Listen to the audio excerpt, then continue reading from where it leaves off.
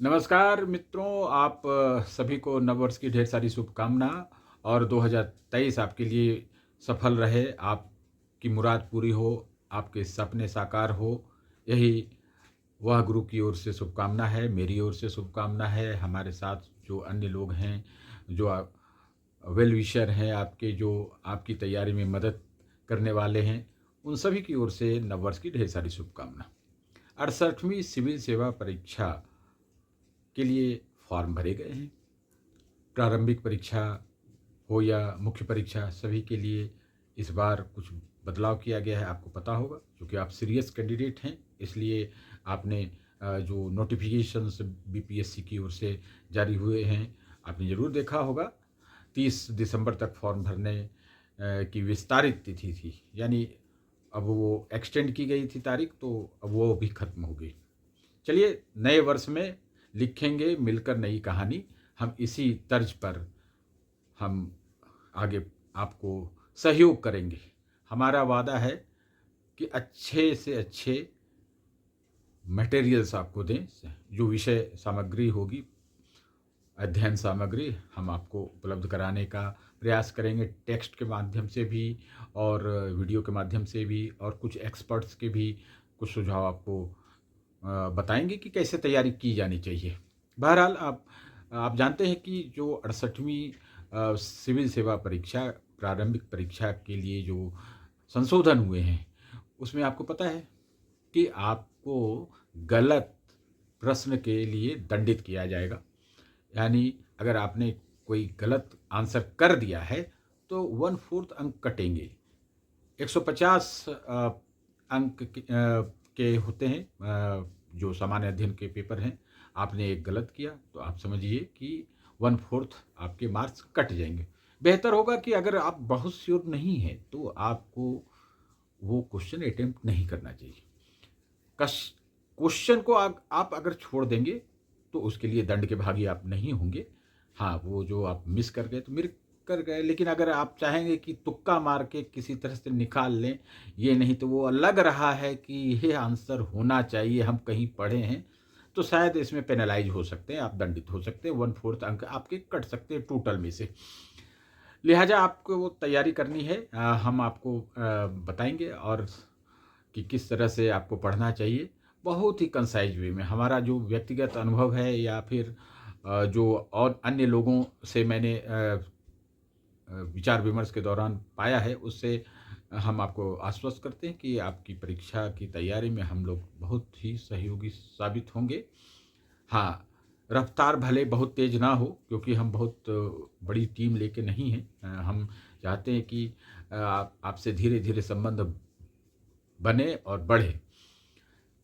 ठीक है, प्रीलिम्स के बारे में आपने जान लिया कि 1/4 अंक आपके कट जाएंगे अगर आपने गलत अटेम्प्ट किया। तो बेहतर होगा कि अगर किसी प्रश्न के उत्तर आपको नहीं आते हैं तो आपको उसे अटेम्प्ट नहीं करना चाहिए।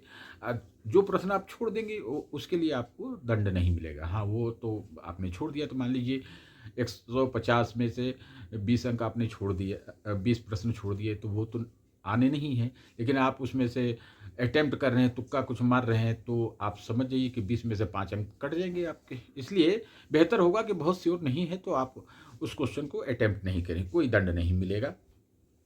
मुख्य परीक्षा में भी तब्दीली की गई। आपको पता है कि मुख्य परीक्षा बहुत अच्छा कर दिया, बहुत लॉजिकल किया है।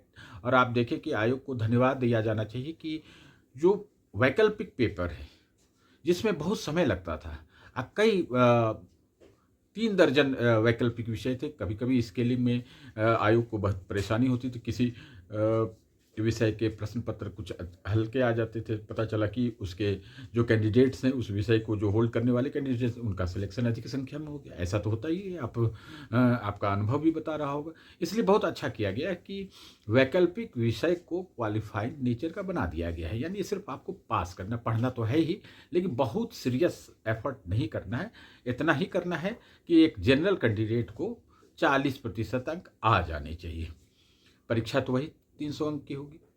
आप जान रहे हैं, आपको बता रहे हैं, सामान्य अध्ययन पेपर 1, सामान्य अध्ययन जनरल स्टडीज पेपर 2।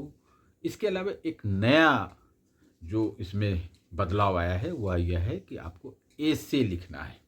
300 अंक के ऐसे होंगे, मुझे लगता है कि इसमें अलग-अलग ग्रुप में शब्दों की सीमा को बाँधते हुए ऐसे दिए जाएँगे, कुछ 250 शब्द के हो सकते हैं, कुछ 150 शब्द के हो सकते हैं, कुछ 100 या 50 शब्दों के ऐसे हो सकते हैं।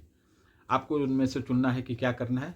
मोटे तौर पे 300 अंक का यह पेपर है, यानी 900 अंक की आपकी परीक्षा होगी और ये इस इन तीनों में से यानी सामान्य अध्ययन पत्र 1, सामान्य अध्ययन पत्र 2 और निबंध में जो अंक आएँगे, वो इसमें जुड़ेंगे यानी रनिंग होंगे।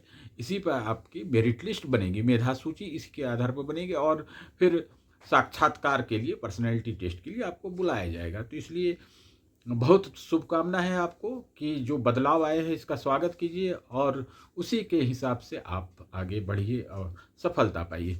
देखिए, सामान्य रूप से बहुत पढ़ने की ज़रूरत नहीं होती है। सिविल सेवा की जो परीक्षा, इवन कि मैं कह सकता हूँ कि यूपीएससी, जिसमें आईएएस, आईपीएस, आईएफएस, उसमें भी अगर आप सिलेबस के हिसाब से पढ़ेंगे और बहुत ही टैक्टिकल पढ़ेंगे कि क्या प्रश्न आए हैं पिछले वर्षों में और उसको थोड़ा-सा गो थ्रू करें, जाकर देखें, अध्ययन करें और आपको लगेगा कि हाँ, बिल्कुल सही बात है कि ऐसे-ऐसे प्रश्न आ रहे हैं। किस प्रकार से वर्तमान सिचुएशन को जोड़ते हुए प्रश्न पूछे जा रहे हैं, चाहे वो सामान्य अध्ययन का कोई भी चैप्टर हो, कोई भी स्ट्रीम हो, चाहे वो इंडियन पॉलिटी हो, इंडियन इकोनॉमी हो या फिर इंडियन हिस्ट्री का कोई पार्ट हो, करंट अफेयर्स हो। आपको बहुत ही लिमिटेड समय में अधिक से अधिक वही सामग्री पढ़नी है जो उपयोगी हो सकते हैं। हम आपको बताते रहेंगे कि कौन-कौन सी किताबें, मैगज़ीन्स आपको पढ़नी चाहिए। हम एक्सपर्ट से भी राय लेकर आपको बताएँगे, एक्सपर्ट्स के भी आप इंटरव्यूज़ आपको दिखाएँगे। लेकिन मेरी शुभकामना है नए वर्ष में कि आपको ढेर सारी सफलता मिले। आप हमारे साथ बने रहेंगे।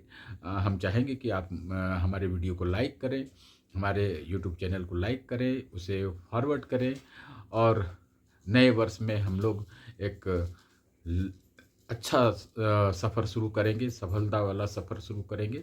आप सभी अभ्यर्थियों को जो तैयारी के लिए सोच रहे हैं या तैयारी कर रहे हैं, उनको मेरी ढेर सारी शुभकामना। तो बीपीएससी 68वीं सिविल सेवा परीक्षा के लिए जो बदलाव आए हैं, आप उसके अनुरूप तैयारी करें और सफलता पाएँ। अगले वीडियो का आपको ज़रूर इंतज़ार करना चाहिए। हम आपसे आग्रह करेंगे कि आप हमें सहयोग करें। हम भी आपको सहयोग करने का संकल्प ले चुके हैं। तो वाहगुरु.online को आप जितना अधिक लाइक करेंगे, फॉरवर्ड करेंगे, हमें अच्छा लगेगा और लोगों को भी, अन्य अभ्यर्थियों को भी बड़ा फ़ायदा होगा। तो आग्रह है और एक बार फिर आपको ढेर सारी शुभकामना कि आप हमारे साथ बने रहें। समय-समय पर हम आपको उपयोगी जानकारी इस परीक्षा के संबंध में देते रहेंगे। नमस्ते, जोहार, सत श्री अकाल।